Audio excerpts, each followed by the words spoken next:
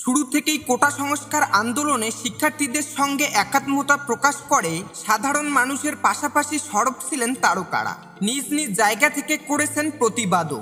গত 5 আগস্ট আন্দোলনে বিজয়ের পর পদ ত্যাগ করে দেশ ছেড়েছেন প্রধানমন্ত্রী শেখ হাসিনা। এদিন বিজয় উল্লাস করতে দলে দলে রাস্তায় নেমে আসে দেশের সকল পেশার সাধারণ মানুষ। পিছিয়ে ছিলেন না তারকারাও, বিজয় উদযাপন করেছেন তারাও। বিজয়ের পর সামাজিক যোগাযোগ মাধ্যমে একটি পোস্ট দিয়েছেন চিত্রনায়ক শাকিব খান।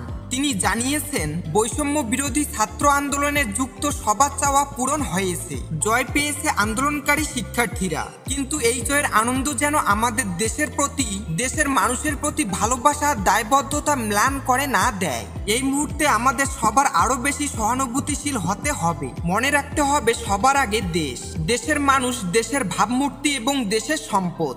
জাতি, ধর্ম, বর্ণ নির্বিশেষে দেশের সব মানুষ যেন নিরাপদে থাকে এবং দেশের সম্পদ সুরক্ষিত থাকে। আসুন আমরা সেই চেষ্টা চালিয়ে যাই। এটা আমাদের নৈতিক, সামাজিক এবং রাষ্ট্রীয় দায়িত্ব।